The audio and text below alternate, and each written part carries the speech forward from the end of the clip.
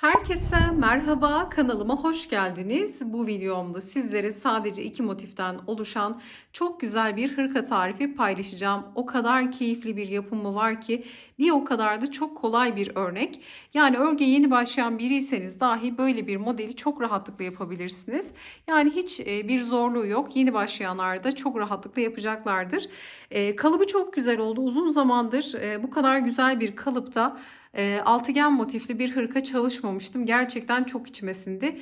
Giyildiği zaman o kadar rahat, o kadar muhteşem duruyor ki mutlaka örmenizi tavsiye ederim.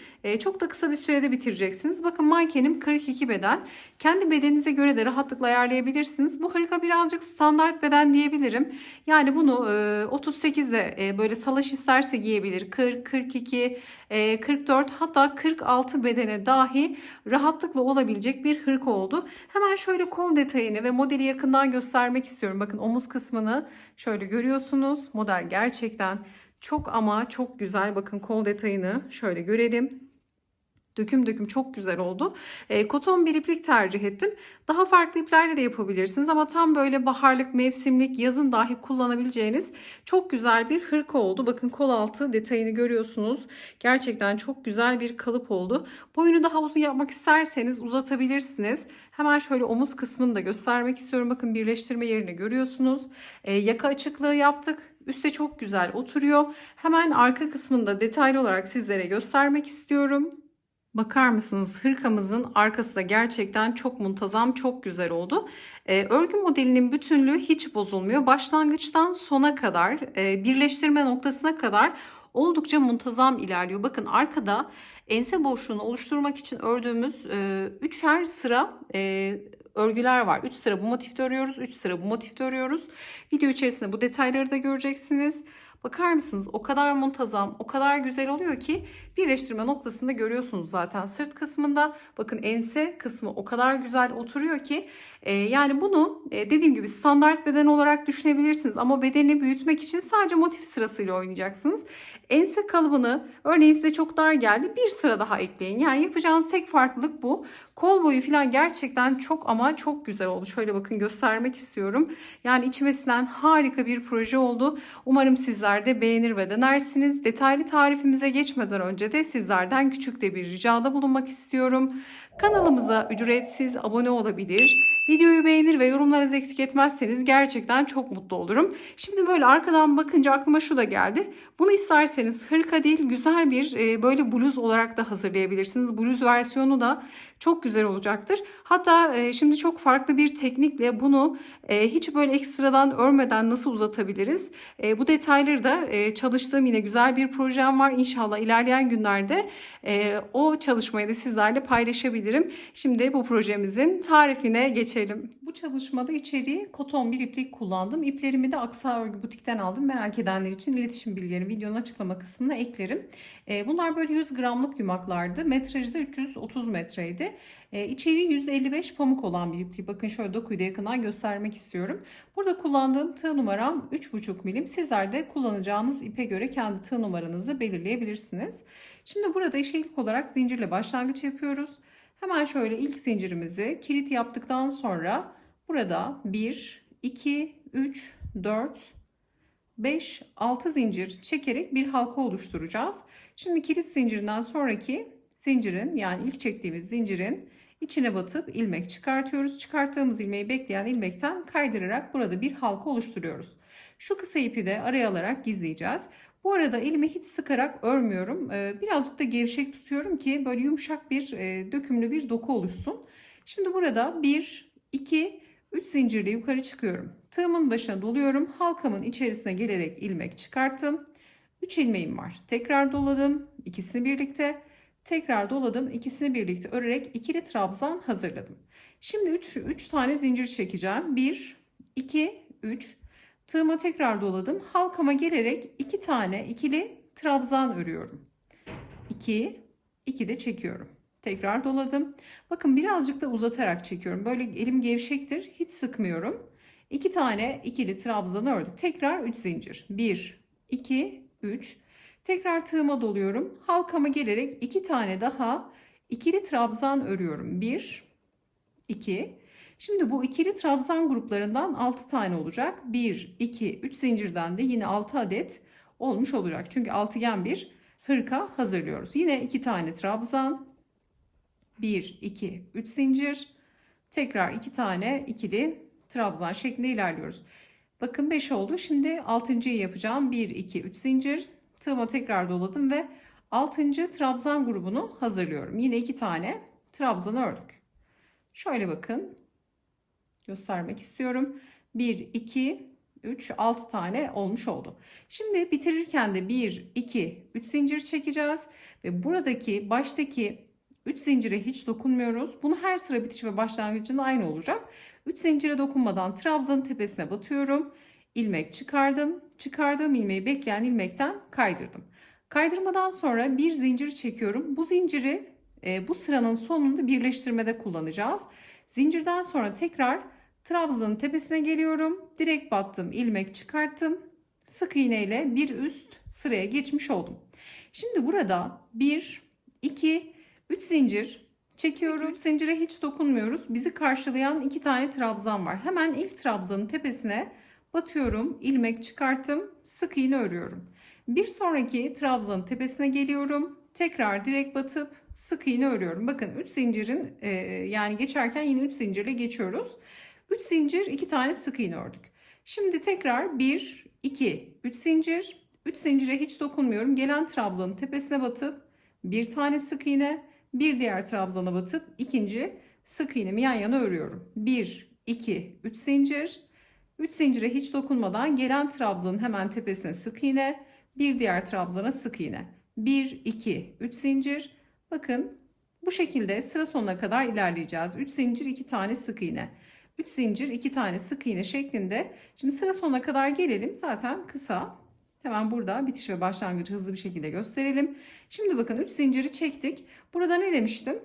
Sık iğneden önceki çektiğimiz bir zinciri yukarı çıkmak için kullandığımız bir zinciri burada bağlantı için kullanacağız. Bu da zaten 3 zincirin üzerine denk geliyor bakın. Hemen sık iğneden önceki çektiğimiz zincirin içerisine şöyle batıyorum. Buradan ilmek çıkarttım. Bekleyen ilmeğimden kaydırdım. Bu kaydırma aslında bize sık iğne noktasına vermiş oluyor. Şimdi burada 1, 2, 3 zincirle yukarı çıkıyorum. Tığımın başına doluyorum. Şimdi aynı zincirin içerisine geliyorum. Bakın buradaki şimdi artış yapacağız. 6 tane köşemiz olacak. Bu sırada böyle. Sonraki sırada daha farklı olacak. Şimdi ördüğümüzde göreceksiniz. Şimdi geliyorum bu zincirin içerisine batıp ikili trabzan örüyorum. Ve şimdi burada 6 tane zincir çekeceğiz. Bakın şimdi her bir köşeden artış yapacağız. Köşe dediğim nokta neresi? İkili olan trabzan noktalarından 6 zincirlik boşluklar çıkartacağız. Bakın 1, 2, 3, 4, 5, 6 köşe var. Buralardan 6 zincirlik artış noktalarını çıkartmış olacağız. Şimdi şu 3 zincirin üzerindeki sık iğnenin olduğu noktadan yine 3 zincir bir trabzanla ilk noktayı oluşturduk. Sonra hemen burada 6 zincir çekiyorum. 1, 2, 3, 4, 5, 6. Tığıma doluyorum. Bir sonraki bakın hemen ilk sık iğneye geliyorum. Buraya batıyorum. 2 tane trabzan örüyorum buraya. 1. Aynı noktaya geliyorum. İkinci trabzan. Şöyle durup göstereceğim bu noktaya özellikle bakın. 2 trabzan, 6 zincir, 2 tane trabzan ördük. Buradaki 2 tane sık iğneye. Şimdi diğer noktalarda da aynı işlemi uygulayacağız. Geçişlerde de her zaman 3 zincirimiz olacak. 1, 2, 3. Tığıma doluyorum. 3 zincirden sonra 2 tane sık iğne geliyor. Şimdi buna 2 tane trabzan, 6 zincir çekeceğiz. Buna da yine 2 tane trabzan örmüş olacağız. Bakın 3 zincirden sonra tığıma doladım. 3 zincire hiç dokunmuyorum. Gelen ilk sık iğnenin hemen tepesine batarak 2 tane ikili trabzan örüyorum. Bir, aynı noktaya ikinci trabzan. Şimdi 6 zincir. 1, 2, 3, 4, 5, 6. Tığıma tekrar doladım. Bir sonraki sık iğne bakın hemen yanındaki sık iğneye batıyorum. Ve 2 tane ikili trabzan örüyorum. 1, 2. Bakın köşe altıgen köşe için yani 6 nokta artışlarını bu şekilde belirgin hale getiriyoruz. Bu aşamada eğer çok hızlı ördüğümü düşünüyorsanız videoyu yavaşlatabilir ya da tam tersi hızlandırarak da seyredebilirsiniz. Bir kez daha yapalım. Şimdi köşeyi oluşturduk. 2 trabzan, 6 zincir, 2 trabzan. Şimdi geçişlerde 3 zincir hep olacak. 3 zincir. Tığıma doluyorum ve bakın 3 zincire hiç dokunmuyorum. Gelen ilk sık iğnenin tepesine 2 tane ikili trabzan. Hemen 6 zincir 1, 2, 3, 4, 5, 6. Bir sonraki sık iğneye batıyorum ve 2 tane ikili trabzan örüyorum. Şimdi bakın 3 tanesini yaptım. Kalan 3 taneyi de yapalım. Hemen buradaki sıra bitişini sizlere gösterelim. Bakın burada 6 tane köşeyi elde ettik. Şimdi son geçişteki 3 zincirimiz kaldı. Burada artık bitiş yapıyoruz. 1, 2, 3 zincirle. Şimdi 3 zincire hiç dokunmadan ilk ördüğümüz ikili trabzanın tepesine batıyoruz. İlmek çıkarttık. Bekleyen ilmeğimizden kaydırdık. Baştaki kaydırmanın aynısını yapmış olduk. Şimdi bir zincirle yukarı çıkıyoruz. Buradaki zinciri bağlantı noktası olarak kullanacağız. Burayı unutmayalım. Hemen geliyorum. Buradaki trabzanın tepesine bir tane sık iğne örüyorum ve bakın model aslında yarım başlıyoruz. Bitirirken de diğer yarısını bitirerek bu böyle devam edecek. Şimdi bakın bir diğer sıraya geçiyoruz. Aslında model 2 sıranın tekrarı. Bir sıra trabzan sıramız var. Bir sıra sık iğneli olan sıra var. Zincirlerimizde her zaman böyle alt köşelerde artış noktalarında 6 olacak. Bunun dışında hep ara geçişlerde 3 zincir çekeceğiz. Yani ezberlemesi gerçekten çok ama çok kolay bir model. Şimdi sık iğneden sonra 1, 2, 3 zincir. 6 zincire geliyorum. Geniş boşluğa batıp buraya bir tane sık iğne örüyorum. Sonra tekrar 3 zincir. 1, 2, 3 zincir. Şimdi bakın gelen trabzanın tepesine batarak bir tane sık iğne. Bir diğer trabzanın tepesine batarak bir tane sık iğne. 2 tane sık iğne yan yana ördük. Şimdi yine 3 zincir. 1, 2, 3. Bu sırada hep 3 zincir çekiyoruz. Sadece trabzan sırasını örerken köşelerde 6 zincirimiz var. 3 zincirden sonra 3 zincire hiç dokunmuyorum. Bakın gelen trabzanın tepesine batıp sık iğne, bir diğer trabzanı tekrar sık iğne örüyorum. Sonra 1, 2, 3 zincir çekip 6 zincirlik geniş boşluğa bir tane sık iğne. Sonra tekrar 3 zincir. 1, 2, 3 zincir. Hemen gelen trabzana yan yana 2 tane sık iğnemi örüyorum. Bakın bu sırayı da bu şekilde geçeceğiz. 2 sık iğne, 3 zincir, 2 sık iğne, 6 zincire 1 sık iğne, sonra tekrar 3 zincir, 2 sık iğne şeklinde tarif etmiş olduğumuz gibi sıra sonuna kadar gelelim. Hemen buradaki bitişi nasıl yapıyoruz bunu sizlerle paylaşalım. Bakın sıramızın sonuna geldik. Şimdi 2 tane sık iğne, 3 zincirimizi çektik. Ne demiştik? Sık iğneden önceki bir tane zincirimiz vardı. Bunun içine batıyoruz.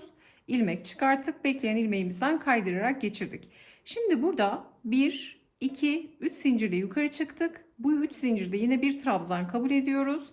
Tığımıza doladık ve sıradaki gelen bakın ilk sık iğnenin tepesine batarak burada bir tane ikili trabzan ördük.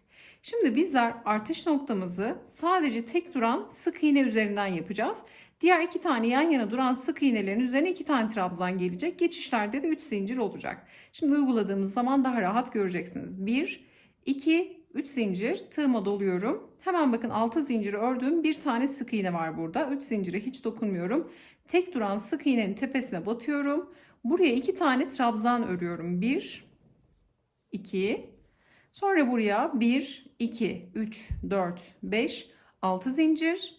Çünkü köşe artırma. Bakın 6 zincirin olduğu nokta aynı hizada devam edecek. 6 zincirden sonra tek duran sık iğnenin olduğu aynı boşluğa geliyorum. 2 tane daha ikili trabzan örüyorum. Bakın artık artışı bu şekilde yapacağız. Bakın. Şimdi 3 zincir. 1, 2, 3 zincir. Tığıma doluyorum. 2 tane sık iğne var. Her birine bir tane ikili trabzan örüyorum. 1, bir diğerine 2. Tekrar 3 zincir. Tığıma doluyorum. Yine beni 2 tane sık iğne karşılıyor. Bakın 3 zincirlere hiç dokunmuyoruz. Hep trabzan ve sık iğnelerin tepelerine çalışıyoruz. Sık iğnelerin tepelerine birer tane ikili trabzan örüyoruz. Bakın trabzan, sık iğne, trabzan, sık iğne bunlar hep böyle üst üste gelmiş olacak. Geçişlerde de şu aralarda hep 3 zincir kullanmış olacağız. Gerçekten çok basit ama örümü inanılmaz keyifli bir örnek. Şimdi 1, 2, 3 zincir tığıma doluyorum ve geldim 6 zinciri ördüm. Bir tane duran bakın tek duran sık iğnenin tepesine geliyorum. Hemen buraya 2 tane trabzan 1, 2 sonra 6 zincir 1, 2, 3, 4, 5, 6 tığıma doluyorum ve aynı sık iğneye gelip 2 tane daha ikili trabzan örüyorum. Bu tek duran sık iğnede 4 tane trabzan ayağı olacak bakın. Çünkü bu bizim köşe artış sivri noktamız. Ve bundan 6 tane olacak. 1, 2, 3 zincir tığıma doluyorum. Sonra tekrar gelen sık iğnelere batarak 2 tane yan yana trabzan, sonra 3 zincirle aynen devam ediyorum. Şimdi buradaki yapmış olduğumuz artışları diğer köşelerde de uygulayacağız. Artık bakın desen ortaya çıktı aslında. Köşe artışlar böyle olacak. Ortadaki desenler de 3 zincir, hep 3 zincir devam edecek. Trabzanın üzerine sık iğne, sık iğnenin üzerine trabzan denk gelecek. Buralarda hep böyle sütun halinde devam edecek. Artış noktası da hep kendini aynı şekilde tekrar etmiş olacak. Bir alt sırada gösterdiğimiz gibi. Ama istiyorum ki ben bu sırayı da tekrar edelim, tamamlayalım. Hemen bir sonraki sırayı nasıl yapıyoruz? Çünkü şuradaki bitiş ve başlangıç merak edilebilir. Hemen bunu sizlerle bir kez daha paylaşalım. Bakın sıra sonuna geldik. İstediğimiz dalgalanma da oluşmaya başladı. Normalde bakın bir motif örerken düzgün olması bizim için önemlidir. Ama burada bir hırka yaptığımız için, altıgen hırka yaptığımız için artık dalgalanmasını istiyoruz. Bu arada göbekte üçer zincir kullandım. Bakın direkt 6 zincirle de başlayabilirdik ama burada güzel bir püf var. Bu yani şu kol altı kısmına çok güzel oturuyor. Yani şuradaki eğim o kadar güzel oldu ki bir anda 6 zincirle başlasaydınız, yani buradaki modelin şuralar 3 zincir olmasaydı buradaki görüntü daha farklı olurdu. Bunu da söylemek istiyorum. Yani şu oturum çok iyi oldu. Zaten model kalıp olarak çok güzel. Yani normalde altıgen motiflerde bazen bazı modeller böyle hafif kasma yapar. Burada böyle açık kalır. Ama bu hiç öyle değil. Bunun oturumu gayet güzel. Bunu da bu aşamada söylemiş olayım. Şimdi gelelim, motif sıramızı tamamlıyoruz artık. 3 zincirimi çektim. Hemen 3 zincir beni karşılıyor. 3 zincire hiçbir zaman dokunmuyorum. Hemen ilk gelen trabzanın tepe boşluğuna batıyorum bakın. Trabzanın tepesine battım. İlmek çıkarttım. Bekleyen ilmeğimden kaydırdım. Bir zincirle yukarı çıkıyorum. Hemen trabzanın tepesine bir tane sık iğne. Sonra 1, 2, 3 zincir. Gelen 2 tane trabzanın tepesine hemen bir tane sık iğne. Bir diğerine yine bir tane sık iğne. Şimdi 6 zincir geldiğinde ne yapacağız? 1, 2, 3 zincir. 6 zincirlik boşluğa bir tane sık iğne örüyoruz bakın. Şimdi normalde trabzanlar 2 tane yan yana, 2 tane yan yana sık iğnemiz var. 6 zincire geldiğimizde 3 zincir, bir tane sık iğne. Sonra tekrar 3 zincir. 1, 2, 3. 2 tane trabzanı görüyorum. Hemen tepelerine birer tane sık iğne örerek 2 tane yan yana sık iğne örüyorum. Sonra tekrar 1, 2, 3 zincir ve gelen trabzanlara birer tane sık iğne örüyorum. Şimdi model aynen kendini tekrar ediyor. Sonra sıra sonuna geldiğimizde buradaki zincirin içerisine batıp 3 zincirle yukarı çıkarak, yani şu alt sırada yaptığımızı yapacağız ama ben istiyorum ki hemen bu sırayı da sizlerle paylaşalım. Bakın şu dalgalanma istediğimiz bir şey. Eğer bundan sonra bir iki sıra daha ördüğünüzde hala dalgalanmıyorsa yanlış yaptığınız bir şey olabilir. Bunu da belirtmek isterim. Bu dalgalanma istediğimiz bir şey, olması gereken bir şey. Şimdi tarif etmiş olduğumuz gibi sıra sonuna kadar gelelim. Bir kez daha bitiş ve başlangıcı sizlerle tekrar edelim. Sıramızın sonuna geldik. Şimdi 3 zincirimizi çektik. Her seferinde böyle 3 zincirle bitireceğiz. 3 zincirden sonra sık iğneden sonra önceki birinci zincirin içerisine batıyorum. Bir zincirlik olan noktaya kaydırmamı yapıyorum. Sonrasında 1, 2, 3 zincirle yukarı çıkıyoruz. Ve buradaki gelen ilk sık iğnenin hemen tepesine batarak trabzanı örüyorum. Buradaki 3 zinciri de trabzan kabul ediyoruz. Bakın bunlar böyle sütun halinde devam ederek gidecek. Bu şekilde bitiş ve başlangıcı yapmış oluyoruz. Sonra 1, 2, 3 zincir tığıma doluyorum. Hemen gelen 2 tane sık iğne var. Hemen bu 2 tane sık iğnenin olduğu noktaya 2 tane yan yana ikili trabzan. Sonra 1, 2, 3 zincir tığıma doluyorum. Köşe bir tane sık iğnenin olduğu noktaya geldim. Hemen burada artışımı yapıyorum. Bakın 6 zincirlik nokta burası. 2 tane trabzanı aynı sık iğnenin tepesine örüyorum. 1, 2, 3, 4, 5, 6 zincir. Aynı sık iğneye gelerek kalan 2 taneyi de örerek devam ediyorum. Bakın köşe artışı. Alt sıralarda olduğu gibi tekrar ettik. 3 zincir tığıma doluyorum. Hemen gelen 2 tane sık iğnenin tepelerine birer tane ikili trabzanla örgümüze aynen devam etmiş oluyoruz. Artış noktasında bu şekilde yapıyoruz. Burada bakın motifimizi, altıgen motifimizi tarif ettik. Şimdi sizlere tarif etmiş olduğum gibi yeteri kadar büyüteceğim. Henüz bu ilk parçayı da aynı şekilde örmeye devam ediyorum. Bu parçayı da örüp büyüteceğim. Bunu büyüttükten sonra katlamasını nasıl yapıyoruz? Bir sonraki aşamaya nasıl geçiyoruz? Bunu tarif etmeye geçelim. Motifimizi sizlere tarif etmiş olduğum gibi büyüttüm. Şimdi şu başlangıç sırasından itibaren saydığımda bakın orta göbekten itibaren sadece trabzanlı olan sıraları sayıyorum. 1, 2, 3, 4, 5, 6, 7, 8, 9, 10, 11, 12, 13, 14, 15 sıra ördüm. Toplamda 15 sıra. Şimdi bunun katlamasını nasıl yapıyoruz? Bakın böyle bir görüntü. Şimdi ben şu bitiş ve başlangıcın kol altı kısmına gelmesini istiyorum. O yüzden bakın şu ipimin olduğu noktadan 2 artırma ucu tutuyorum. Şu şekilde katlıyorum. İki ucu bakın ters kısımlar iç içe bakacak şekilde katladım. Hemen şu kol kısmını şöyle tutuyorum. Bu bitiş ve başlangıç kolda olacak. Bakın bu şekilde gövdeyi oluşturduk. Yani gövdenin yarısını yaptık. Şimdi diğer yarısını da aynı şekilde hazırlayacağız. Şimdi birleştirmeyi göstereceğim ama burada ense açıklığı bırakacağız. Bakın burada bir farklılığımız var. İsterseniz bu aşamada bitirebilirsiniz. Şimdi beden ayarlamasını da motifimizin sırasında yapıyoruz. Nasıl yapacağız? Burada benim için 15 sıra yeterli oldu. Şimdi en ölçüsünü vereceğim sizlere. Zaten en kol aynı. Şöyle bakın tuttuğumda örgümün genişliği yaklaşık 27 santim. Tam 27 santime denk geliyor bakın. 27-28 gibi de düşünebilirsiniz. Bunu sizler kendi bedeninize göre ayarlayabilirsiniz. 27 santim benim için yeterli. Çünkü bir de ensede açıklık bırakacağım. Şimdi bunu nasıl yapıyoruz onu göstereceğim. Hemen şurada bakın kol altında ördükten sonra trabzan sırasında bitiş yapıyoruz. Hemen şu kısmı hemen bitişi gösterelim. Burada şöyle hemen ilmeğimi alıyorum. Bakın trabzanlı sırada bitirmemiz gerekiyor. Buradaki 3 zinciri çektim. 3 zincire hiç dokunmadan ne yapıyorduk? Trabzanın tepesine batıp burada bağlantı yapıyordum. Şimdi yine aynı şey. Trabzanın tepesine batıyorum. İlmek çıkarttım. Kaydırma yapıyorum. Bir tane zincir çekip burada ipimi şöyle bir 5 santim kadar kesip çıkartıyorum. Şimdi çıkarttıktan sonra burası önemli. Şimdi bakın tamamen iki motifi de aynı şekilde bitirdim. Şimdi diğer motifimi de alıyorum. Burada bakın diğer motifimi de getirdim. Burada şu ense kısmında açıklık bırakmak istediğim için bakın şöyle şu kısımda bitirdim. Burada 1, 2, 3 sıra sadece sırt kısmında 3 sıra trabzan ördüm. Yine aynı deseni kurarak örüyoruz. Yine sık iğne sırası da var. Burada 3 sıra bakın böyle enseye vereceğim. Şimdi bu parçada da 3 sıra enseye vereceğim. Sonra birleştirme yapacağım. Yani şurada bir yaklaşık 10-12 santim kadar bir ense boşluğu oluşturmayı planlıyorum. Şimdi bunu nasıl yapıyoruz bunu göstereceğim.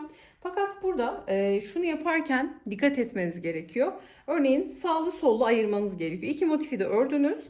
İpinizi kopartın. İki motifi ördükten sonra sırt kısmını kaç sıra öreceğinize sonradan da karar verebilirsiniz. Beden ayarlamasını yani bu aşamada yine arkayı genişletebilirsiniz. Örneğin ördünüz. Arka bir tık daha genişlemek istiyor. Bunu bu aşamada yapabilirsiniz. Şimdi kol bitişimiz burasıydı bakın. Hep bu iki tarafta da aynı olacak. Kol yani şu motiflerin bitiş yerleri kol altı kısmında olacak. Şimdi ikisi de aynı şekilde. Burada ne yaptım? Kol kısmını belirledim. Önce sol tarafı ördüm. Burada sık iğne ile başladım. Sadece sırtta bir sıra örüyoruz. Bakın şurası ön parça, burası arka parça. Şimdi bunu bu motif bakın diğer ikinci motifi de aynen koyuyorum böyle masamın üzerine. Bitiş kısmım burada. Şimdi bunu örneğin şöyle çevirdiğinizde bu tarafı çalışırsanız solun arkası olur. Bunu böyle çevirip sağa doğru koyduğunuzda bu taraf ön, bu taraf arka olur. Bunu bu şekilde ayarlamanız gerekiyor. Şimdi bizim öreceğimiz kısım burası bakın şu arka sıra. Yani buradan başlayacağız buraya kadar. Bakın bir artış ucundan 6 zincir çektiğimiz noktadan başlayıp buraya kadar geleceğiz. Buradan dönüş yapıp trabzanlı sırayı öreceğiz. Sonra tekrar gitgeller yaparak 3 sıra trabzan sırasını ense kısmını yani yaka boşluğunu vermiş olacağız. Şimdi sol tarafı tarif etmiştim. Şimdi sağ tarafı yapacağız. Birlikte aynı mantıkla solda yapıyoruz. Bunun ayarlaması elinize aldığınız zaman ne kadar kolay olduğunu sizler de göreceksiniz. Zaten katlayıp koyarsanız rahatlıkla yapacaksınız. Şimdi ense kısmındaki 3 sıra genişliği oluşturmak için tersten başlıyoruz. Hemen şöyle ipimi alıyorum. Bir zincirle bir ilmek oluşturuyorum. Şöyle ipi sonradan gizleriz, birazcık uzun bırakalım. Bir zincirle bir ilmek oluşturdum. Şimdi geliyorum. Hemen şu köşe boşluğa batacağım ama böyle geniş batmayacağım. Buradaki hemen 1, 2, 3. boşluğa bakın. Hemen enseye gelecek. Omuz kısmında olacak noktadan şurada 6 zincir var. Biz burada hemen 1, 2, Üçüncü noktaya batıyorum. İlmek çıkarttım. Sık iğne örüyorum. Bakın sık iğneli burada başlangıcımı yaptım. Tersten örüyoruz. Çünkü trabzanlar düzde görünsün istiyorum. Örgü bütünlüğü bozulmasın. O yüzden sık iğne sırası tersten olacak. Trabzan sırası düzden olacak. 1, 2, 3 zincir. 2 tane trabzan var. Hemen geliyorum. Yine aynı desen bakın. Trabzanlarımı örüyorum. 1, 2, 3 zincir. Tersten yine 2 tane trabzanım var. Her birinin tepesine 2 tane sık iğnemi örüyorum. 1, 2, 3 zincir. Bakın aynı işlem devam ediyor. Şimdi burada tarif etmiş olduğum gibi şu kafamızı karıştırmasın. Bunu bir kenara alalım. Burada bakın şu sırt kısmını örüyoruz. Enseden başladık. Etek ucuna kadar geleceğiz. Yani şuradaki 6 zincire kadar gelelim. 3 zincir 2 sık iğne, 3 zincir sık iğne ile sıramızı tamamlayalım. Bakın sıra sonuna geldik. Buradaki 2 tane trabzana da 2 tane sık iğne ördük. 3 zincirimizi çektik. 6 zincire geldiğimizde hemen buradan sayıyorum. 1, 2, 3. zincire batıyorum. Şöyle 3. zincire sık iğne örüyorum. Şimdi burada 1, 2, 3, 4, 5, 6 zincir çekiyorum. Çünkü 3 zincir trabzanın zinciri, 3 zincir de şu aradaki zincir. 6 zincirle burada dönüş yapıyoruz. Şimdi örgümüzü düz tarafına çevirdim. Bakın sadece sırttaki uzun kenarı örüyoruz. 6 zincirden sonra tığıma doluyorum. Burada 2 tane sık iğnem vardı. Hemen geliyorum ilk sık iğnenin tepesine birinci ikili trabzanımı örüyorum. Bakın 6 zincirle dönüş yaptık burada. Tığıma tekrar dolayıp bir diğer sık iğnenin de tepesine ikili trabzanımı örüyorum. Sonra tekrar 3 zincir tığıma doluyorum. Gelen 2 tane sık iğneye yan yana 2 tane ikili trabzanımızı örüyoruz. Bakın şurada dönüşü 6 zincirle sağladık. Burada sık iğneyi ördük 3. zincire. 6 zincirle yukarı çıkıp hemen gelen 2 tane sık iğne, 2 tane trabzanımızı örerek yeni sıraya başlamış olduk. Buradan şimdi enseye kadar olan kısma kadar gelelim. Hemen şuradaki bitiş ve başlangıcı gösterelim. Sıramızın sonuna geldik. Bakın yine 3 zincirimizi çektik. Burada köşede sık iğne ile başlangıç yapmıştık. 3 zincirden sonra gelen sık iğneye batıyorum. İkili trabzanlı sıramı bitiriyorum. Şimdi trabzan sırasını bitirdik. Sık iğne sırasına geçeceğiz. Bir tane zincir çekip örgümü çeviriyorum. Bakın bu köşede bir zincir, diğer köşede 6 zincirle dönüşler yapıyoruz. Şimdi örgümüzü şöyle tersine çevirelim. Bir zincirden sonra son ördüğümüz trabzanın tepesine geliyorum. Bir tane sık iğne ile başlangıcımı yapıyorum. Bakın alt sırada yaptığımız sıranın birebir aynısı. Sık iğne ile başladık. Burayı düz bir şekilde örüyoruz. Bundan sonra yapacağımız işlemler hep aynı. 3 zincir, hemen gelen trabzan noktaları 2 tane yan yana sık iğne, 3 zincir, yine aynı şekilde 2 tane sık iğne ile devam ediyoruz. Başlarken bir sık iğne bakın. Burada bir zincirle sık iğne ile dönüş yapıyoruz. Şimdi sıra sonuna geleceğiz. Burada yine 2 tane sık iğne ördükten sonra 1, 2, 3. noktaya, hatta şurası çok kasmasın derseniz 4. zincire sık iğnenizi örebilirsiniz. Çünkü burada 1, 2, 3'e batıyoruz. Burada yani şurada 2 kalıyor. Şöyle yapalım burayı. 1, 2, 3, 4.'ye batalım. Şimdi ben hatta bu sırayı sökeceğim. Şurada 1, 2, 3'e batmıştım. Şurada 3 kalıyor ama burada 2 kalıyor. Önemli, şurası zaten genişleyecek. Bizim için önemli olan şu kısım. Bakın burada 2 sık iğne, burada 3 oldu. Şöyle yapalım. Burada 6 zincirimiz var. Biz 1, 2, 3, 4'e batalım. 3 tane zinciri bırakmış olalım. Sık iğne ile burayı bitirdikten sonra tekrar 6 zincir. Hemen trabzan. 3 zincir, 2 tane trabzan şeklinde bir sonraki sırayı yapmış olacağız. Umarım açıklayıcı olmuştur. Şimdi bu kenar kısmında hemen şu diğer bitirmiş olduğum parçada göstereyim bakın. Hatta burada öyle yapmış olmam gerekiyor. Şöyle bakacağım. Burada değil. Hemen şuradan çevirelim. Sırt kısmı. Bakın sırt kısmında burada 1, 2, 3 sıra trabzan sıramızı tekrar ettik. Şöyle göstereceğim. Evet, buralarda bakın 3 zincir bırakıp 4.'ye batmışım sık iğneleri. Evet, burada doğru batmışım.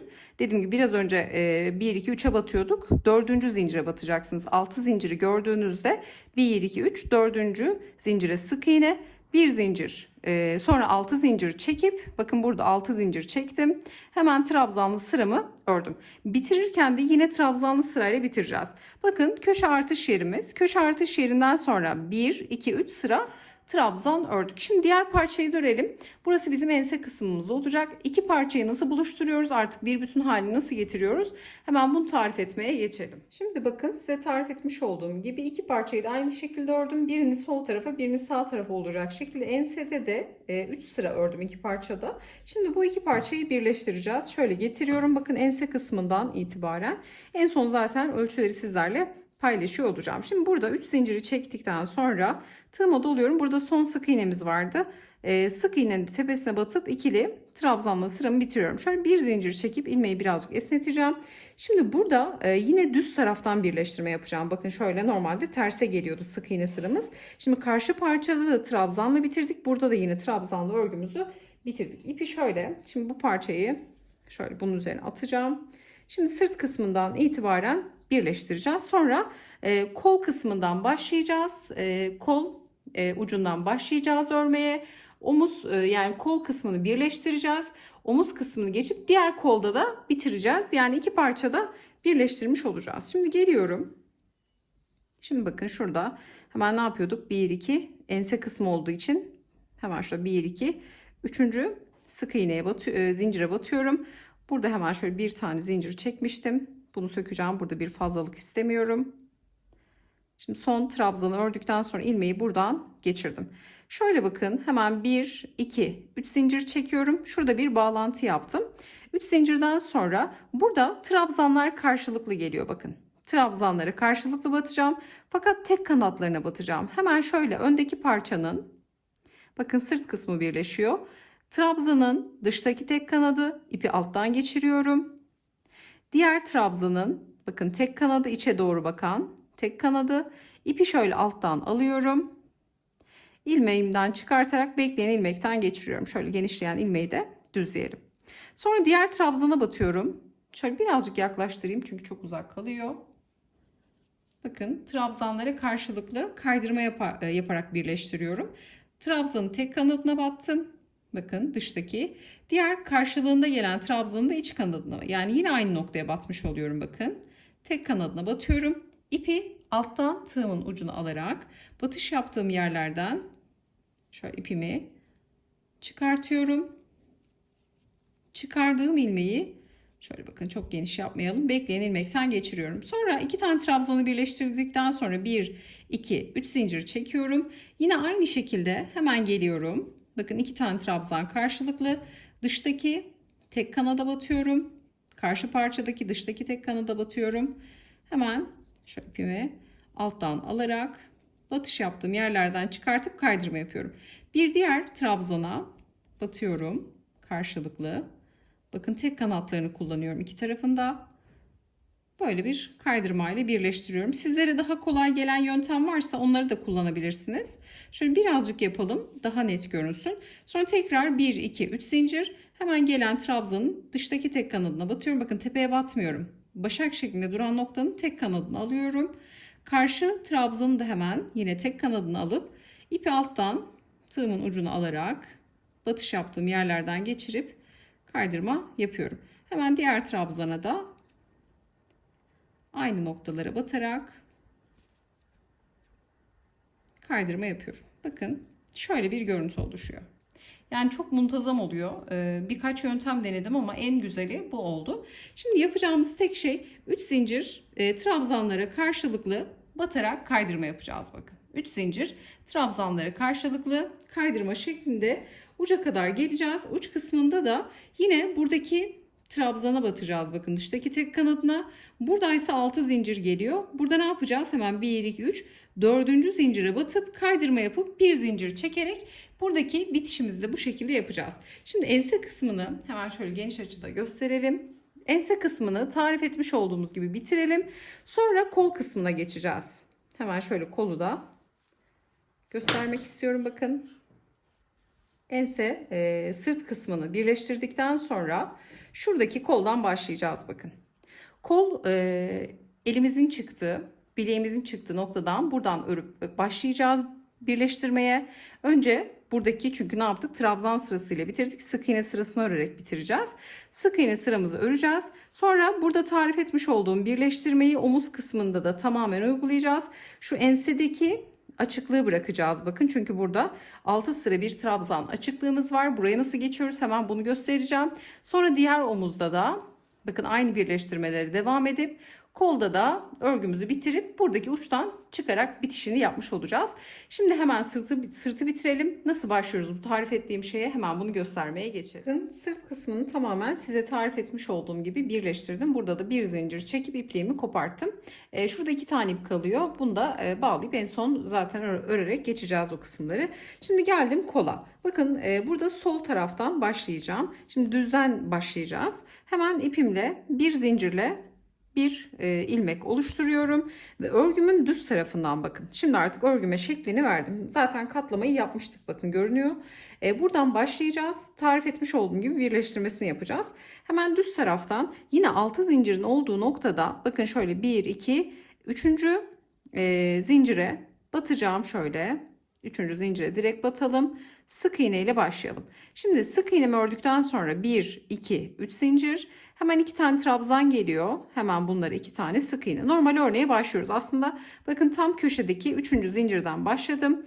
Yine 3 zincir, 2 tane sık iğne ile şimdi kol ağzını geçiyorum burada. Bakın kol ağzı burası. Şimdi kol ağzını öreceğiz. Tam uçta bakın uca geldiğimde buradan normal 3 zincir 2 sık iğne ile öreceğiz. Bu uca geldiğimde birleştirmeye başlayacağım. Hemen şu uca gelelim. Tekrar burada bir birleştirmeyi tekrar edelim. Şimdi bakın buradaki uç kısma geldim. Burada ne yapıyorum hemen? 3 zincirimi çektikten sonra 1, 2, 3, 4. zincirin içerisine battım. İlmek çıkarttım. Sık iğnemi ördüm. Sık iğneden sonra hemen karşı ucu alıyorum. Başladığım ilk nokta bakın. Hemen şu ip altta kalacak. Hemen burada ilk başladığım sık iğne vardı. Bakın şöyle çekelim net görünsün. İlk başladığım sık iğnenin tepesine batıyorum. İpi alttan alarak bu batış yaptığım yerden çıkartıyorum. Şu ilmekleri de birazcık ipi çekerek sıkılayalım.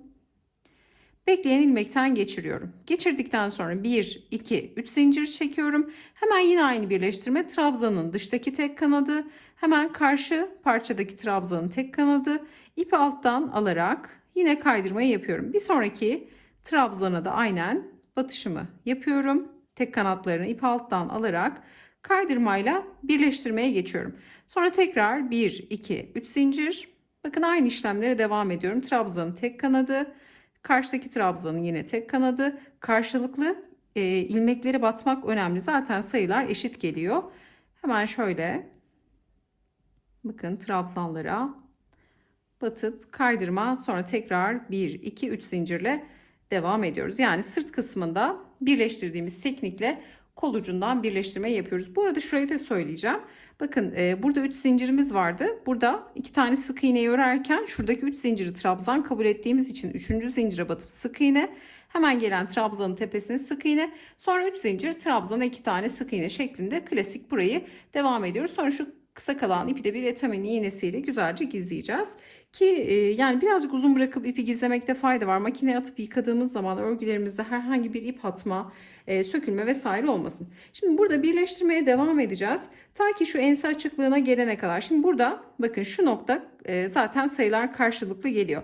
Şimdi şuradaki açıklığı nasıl geçiyoruz? Hemen bunu tarif etmeye geçelim. Bakın buradan başladık, kol ucundan omuz kısmına kadar birleştirdik. Şimdi ense açıklığımızın olduğu noktaya kadar geldik. Şimdi şöyle hemen göstereceğim. 6 zincirin olduğu noktadayım. 3 zincirimizi ördük. 1, 2, 3, 4. zincire batıyorum. Hemen burada şu kısımda bakın kesişen nokta var. İki ucun kesiştiği nokta. Hemen şuradaki boşluğa da batıyorum. İpi yine alttan alarak buradan şöyle ilmeğimi çıkartacağım. Hemen zincirin içinden de çıkartıp burada bir sık iğne örüyorum. Bakın şöyle bir sık iğne ördüm. Şimdi tekrar 1, 2, 3 zincir. Şimdi ense kısmını geçmemiz gerekiyor. Şurada bakın 2 tane direk noktası var. Biz burada bakın sık iğneleri örmüştük.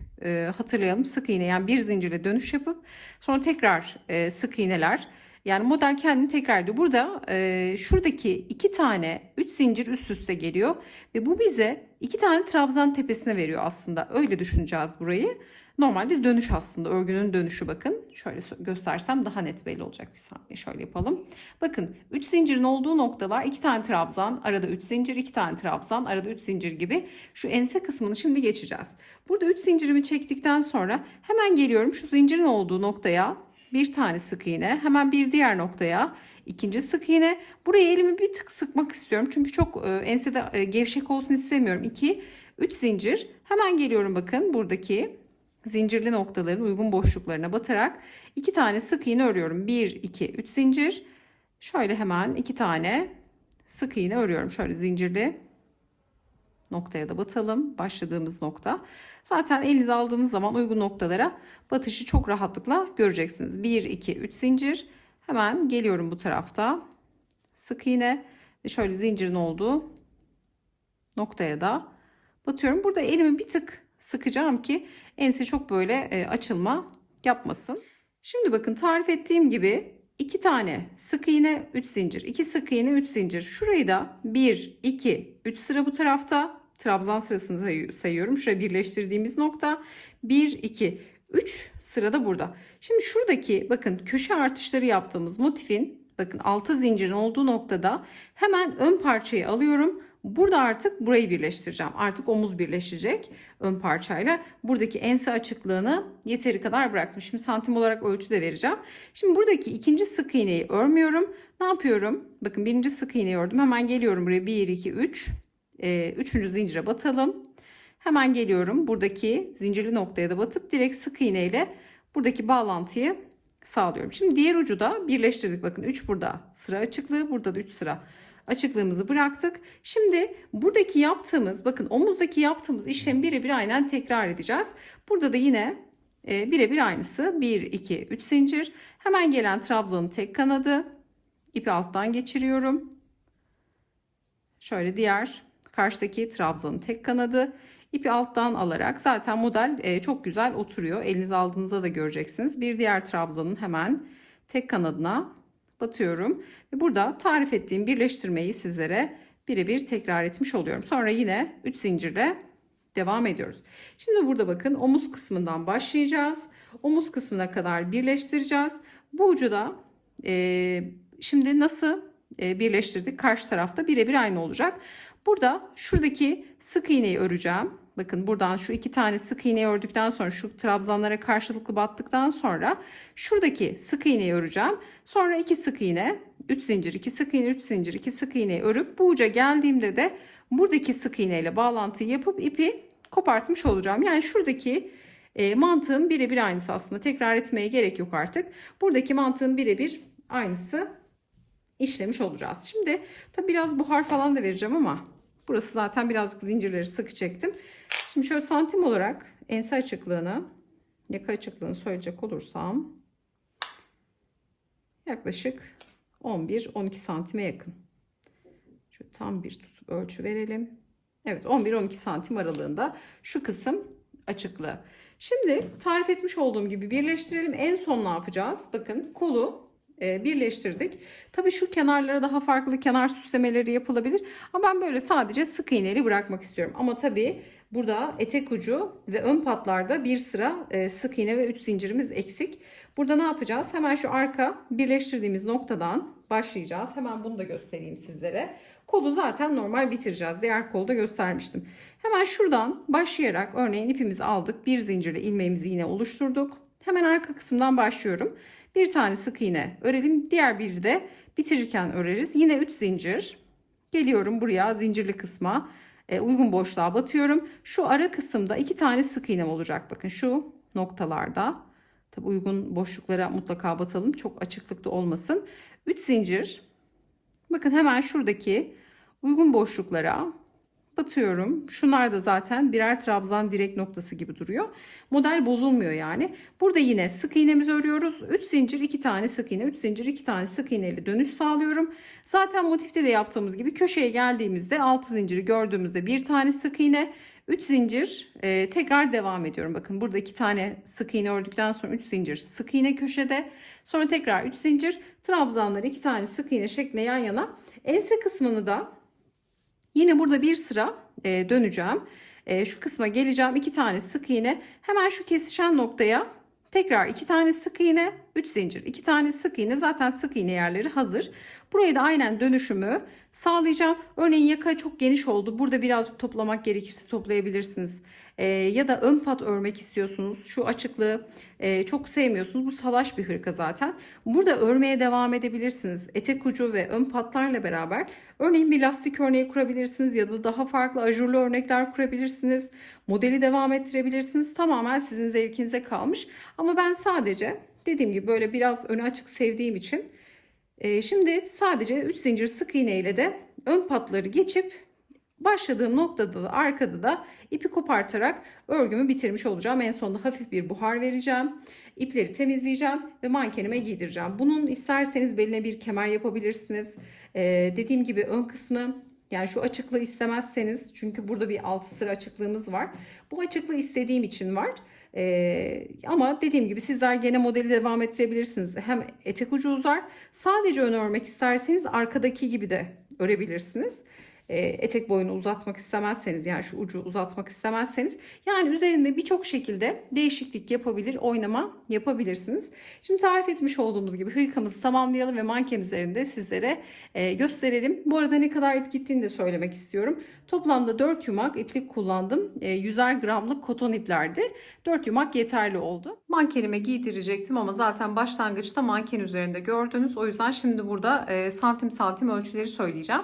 Şimdi hırkamızın şu ense açıklığıyla beraber tamamen genişliği 66 santim oldu. Hırkamızın bakın ön noktası 27 santim. Şu kol boyunun, bakın şurası koldan, yani koltuk altından uca kadar olan kısımda yaklaşık 29-30 santime yakın oluyor. Hırkamızın uzunluğu 63 santim oldu. Hemen şu kol boyunu da söyleyecek olursam, yani şu enseden kol ucuna kadar olan kısımda 62 santim. Şu kol açıklığı da yaka açıklığı da 12 santim ölçüsünde oldu. Toplamda 4 yumak kullandım koton iplikten. Kalıbı çok güzel oldu. Giyildiği zaman şahane duruyor. Tarifimiz de bu şekildeydi. Umarım sizler de beğenir ve denersiniz. Yapacak olanlara kolaylıklar diliyorum. Videomuzu beğenmeyi, yorum bırakmayı, kanalımıza abone olmayı unutmayın. Bir sonraki videoda görüşünceye dek hoşça kalın.